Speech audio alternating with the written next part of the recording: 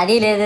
పైగా నా విగ్రహాన్ని కొనడానికి పెళ్లి సంబంధాల్లో పిల్లని చూడడానికి వెళ్ళినట్టు పలోమను 10 మంది వెళ్తారు. అందులో ఒకడికి ఆ బొమ్మ నచ్చిందని, ఇంకోటికి ఈ బొమ్మ నచ్చిందని. నా కర్మ ఏంటంటే అక్కడ ఉన్నవన్నీ నా బొమ్మలే. మళ్ళీ తీరా 10 మందికి ఒక బొమ్మ నచ్చాక అమ్మేటోడు అలుసుగా తీసుకొని 10,000 15,000 అని బాంబు పేలుస్తాడు. ఎందుకురా బాబు ఇంత రేట్ అంటే కలకత్తా నుంచి తెప్పించామంటాడు. నాకు అర్థం కానిది ఏంటంటే ఎక్కడైతే నేను కలకత్తా నుంచి అయితే నాకన్నా మొనగాడు వస్తాడా, అక్కడ కూడా నేనే కదా. ఇలా నన్ను బజార్లో పెట్టి బేరం ఆడి నా మొహానికి ముసుగేసి వ్యాన్ ఎక్కిస్తారు. ఆ వ్యాన్ డ్రైవర్ గాడు నేనున్నానని కూడా చూడకుండా ఏదో ఆలోచించుకుంటూ డ్రైవ్ చేస్తా గతకల్లో గబ్బి గుబ్బి అని తించేసి నా కాల్లో చెయ్యి ఇరగొట్టేస్తాడు. ఈ విషయం చందాలు ఇచ్చిన చిన్నోళ్ళకి తెలిస్తే మళ్ళీ ఇరిగిపోయిన బొమ్మ పెట్టకూడదని ఏ బొమ్మ రాసి కవర్ చేసేస్తాడు. సరేలే జరిగిందేదో జరిగింది, నా భక్తులే కదా కూల్ బ్రో అని చిల్లయ్యే లోపు నన్ను పందిర్లో పెట్టి ముసుగు తీసి నాకన్నా పొడుగున్నే సౌండ్ బాక్సులు 2 నా చెవుల పక్కన పెట్టి డీజే గణేష్ బ్రో అని చెప్పి నా పాటలను కూనీ చేస్తారు. సరేలే పిల్లలు కదా ఇప్పుడు కాకపోతే ఎప్పుడు ఎంజాయ్ చేస్తారు, కాసేపట్లో పూజ స్టార్ట్ చేస్తారని వెయిట్ చేస్తా ఉంటే ఆ 5 రూపాయల వ్రతకల్పన బుక్ చూస్తే